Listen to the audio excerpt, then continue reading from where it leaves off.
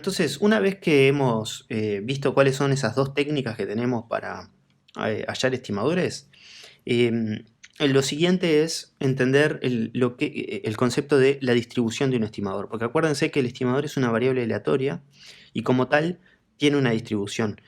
Y esa distribución es importante porque a nosotros no nos interesa simplemente el valor puntual de la estimación, sino que nos interesa saber cuál es el error que estoy cometiendo y qué confianza tengo en ese error, ¿sí? Acuérdense que hay dos conceptos relacionados al error. Uno es la precisión, que es esencialmente el valor absoluto de ese error, y lo otro es qué confianza tengo en que ese sea el error, ¿sí? Entonces, eso está todo escondido detrás de lo que es la distribución de un estimador. Si un estimador no tuviera distribución, todo esto no tendría sentido. ¿Sí? Y es entonces, lo que les voy a mostrar acá es, lo que hice fue, ¿vieron?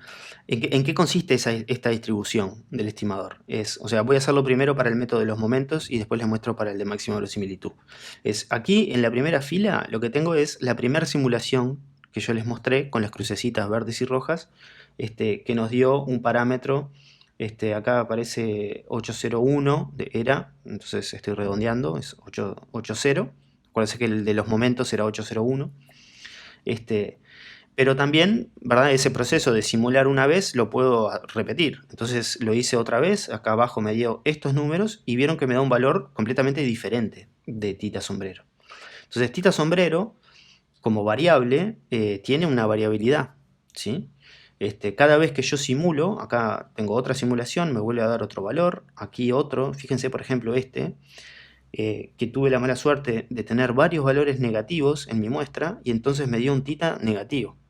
Si bien, y nosotros sabemos que el tita es 0,5. Esa gran variabilidad que estoy viendo acá en este tita tiene que ver con que tengo solo 7 datos, ¿verdad? Después, más adelante les voy a mostrar qué pasa cuando tengo más datos. Pero es importante que ustedes sepan, es decir, o sea, no hay que aferrarse ciegamente a la estimación que uno está haciendo, porque uno sabe que si uno repitiera ese proceso, obtiene una estimación totalmente diferente. Sobre todo cuando tengo pocos datos, ¿sí? Y entonces lo que les voy a mostrar, perdón, esta tabla es lo mismo, pero para máxima verosimilitud, ¿sí? Acá teníamos 815, pero está redondeado también. Entonces esta es la primera, que es la que obtuvimos nosotros, y después estas otras. Vieron que no hay mucha diferencia entre máxima verosimilitud o momentos, en este caso. Por ejemplo, este es 0.35, este es 0.36.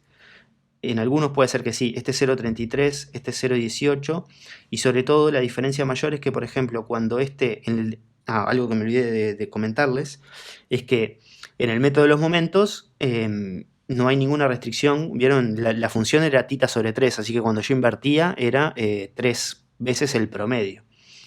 Entonces, si el promedio da muy cercano a 1, 3 veces el promedio va a dar cercano a 3. Entonces, en realidad, cuando tenemos pocos datos, y puede pasar que haya datos extremos, el valor de estimación por el método de los momentos no tiene por qué caer dentro de los límites que yo tenía para tita, ¿sí? Entonces, por ejemplo, acá tengo uno de 1.40 y de 1.41 que evidentemente no pueden ser valores para tita, pero eso es lo que el método de los momentos estaría dando.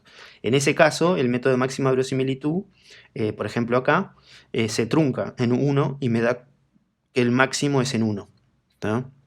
Y eso es que la función esa seguramente no vio ningún máximo local, y sino que su máximo estaba creciendo, creciendo, y en 1 es en donde se dio el valor más grande, ¿sí? Pero nada, es algo que hay que tener en cuenta, digamos, a la hora de estimar que generalmente el método de los momentos se puede salir del rango de valores de tita, y el de máxima verosimilitud no, pero lo más probable es que lo que pase es que se vaya para el borde, como acá, ¿sí? Y entonces acá lo que les voy a mostrar es, lo que hice fue hacer 10.000 veces esto. Vieron que en esta tabla, en la de momentos, les estoy mostrando 10 simulaciones. También para simulación solo les estoy mostrando 10. Pero lo que hice fue hacer este gráfico, lo hice con 10.000 simulaciones. O sea, hice 10.000 veces en la compu, que lo hace súper rápido, eh, listas de 7 números que son simulaciones de mi densidad, con tita igual a 0,5. Entonces vieron, acá lo que estoy haciendo es un histograma. Entonces acá está, en el eje X, está la estimación que yo estoy haciendo para cada una de esas simulaciones. Y acá lo que estoy calculando es la densidad, que bueno, como todos los intervalos son de la misma longitud, es proporcional a la, a la frecuencia relativa. Entonces esencialmente es qué porcentaje de datos han caído en cada uno de estos rangos, dividido, o sea, normalizado para que el área total sea 1, porque lo quería comparar con una densidad suave, para que ustedes tuvieran una idea más geométrica de cómo es esta distribución. Acá en rojo está el valor del promedio de esta distribución, que da casi prácticamente encima de 0,5. ¿Sí? En realidad, teóricamente tiene que dar 0,5. Y después está la varianza, que es un desvío hacia la derecha es el verde y un desvío hacia la izquierda es el verde también. Entonces vieron que, es decir, el estimador, ¿cómo uno tiene que pensar al estimador? En realidad lo tiene que pensar con una figura de este estilo, ¿verdad? El estimador es una variable aleatoria y que por lo tanto tiene una densidad, no hay que pensarlo como una estimación, ¿sí?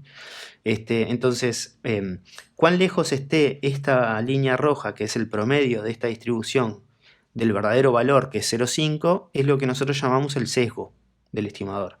Y cuán ancho sea aquí, en este caso sería la varianza, cuando la elevo al cuadrado, pero entre esas dos cosas me va a dar una idea de cuál es el error típico en este estimador. Y eso es lo que nosotros vamos a usar, lo vamos a cuantificar usando el error cuadrático medio. Entonces, vieron que hay dos cosas acá importantes en esta distribución. Primero es en dónde está centrada esta gráfica. Y la pregunta es si está centrada en el verdadero valor de θ o si está centrada en otro lado, ¿sí? Entonces, si está centrada en otro lado, decimos que el estimador tiene un sesgo. Y si está centrada en el verdadero valor, decimos que es insesgado. Y después, lo otro que nos interesa es la variabilidad alrededor del verdadero valor de θ. Que en este caso, como es insesgado, coincide con la varianza. Pero si no, es el error cuadrático medio. Entonces veamos qué pasa con verosimilitud. Vieron que acá era una campanita bastante razonable, alrededor de 0,5. Sin embargo, máxima verosimilitud tiene una simetría importante, ¿sí? Yo acá hice un poco de trampa para graficar esta densidad, porque muchas veces el estimador de máxima verosimilitud vale 1 y vale -1 por esta cuestión de borde. Pero lo que hice fue eliminar esos para mostrarles el gráfico. Después, para calcular el promedio y las varianzas, los tuve en cuenta, pero para hacer el gráfico de la densidad los eliminé para que pudieran ver cómo es esta densidad. Entonces ven acá que este estimador sí tiene un sesgo, porque su esperanza no da encima de 0,5, sino que hay una distancia. Entonces acá, por ejemplo, tiene un sesgo negativo, y entonces en promedio, si usamos el método de máxima verosimilitud, en promedio estamos estimando por debajo. Y parecería en principio, por lo menos para esta cantidad de datos, tener más varianza que el otro, ¿sí?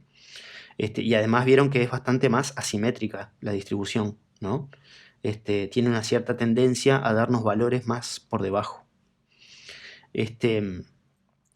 Bueno, entonces eso es una cosa. Entonces, ¿cómo cuantificamos esos números? Y bueno, simplemente que el sesgo de un estimador es la esperanza del estimador menos el verdadero valor, θ, que eso también se puede escribir así, como la esperanza del estimador menos θ, con el θ afuera, porque θ es una constante. Y el error cuadrático medio, que es la esperanza del error, ¿no? Es decir, θ sombrero menos θ al cuadrado. Entonces da una idea de cuál es el error promedio. Eso si lo desarrollamos, ¿verdad? Si yo desarrollo el cuadrado aquí, es θ sombrero cuadrado menos 2θ por la esperanza de θ sombrero, más θ al cuadrado, que la esperanza se va porque θ es una constante, ¿sí? Y acá también el θ sale para afuera porque es una constante.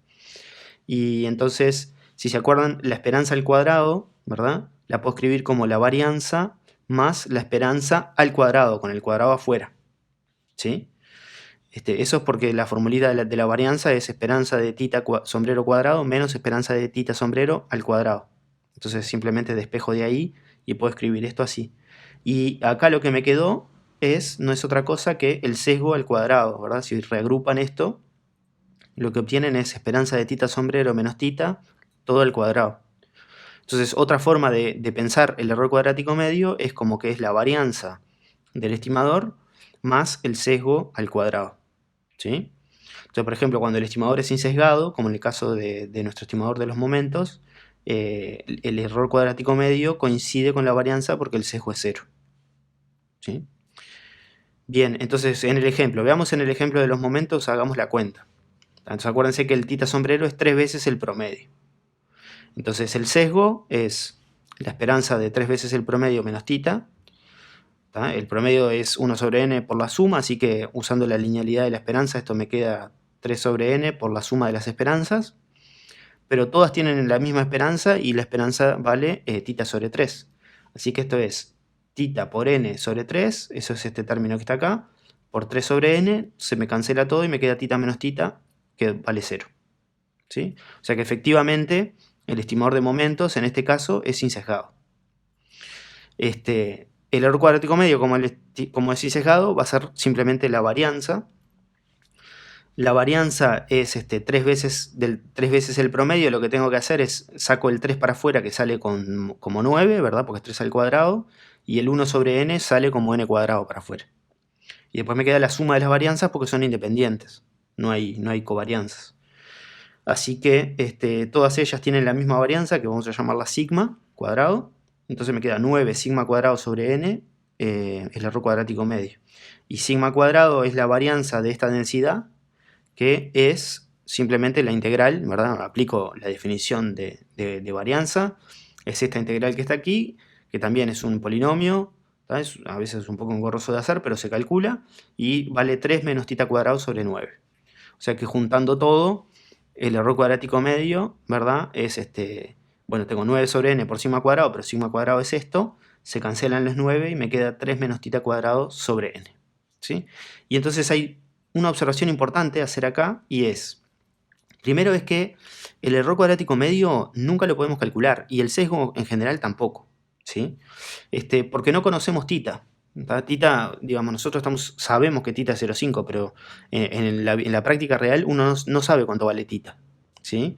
Entonces el error cuadrático medio no lo podemos calcular como número, pero no es eso lo que nos importa. Lo que nos importa es saber cómo decae con n, esencialmente, ¿sí? Entonces hay estimadores que tienen decaimientos con n más rápidos o más lentos, y eso nos sirve para distinguir, digamos, un estimador de otro.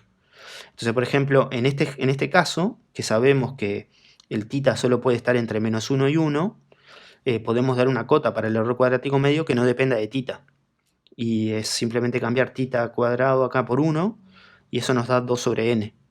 Entonces nosotros sabemos que el error cuadrático medio es menor o igual que 2 sobre n, y entonces que decae como 1 sobre n, ¿sí?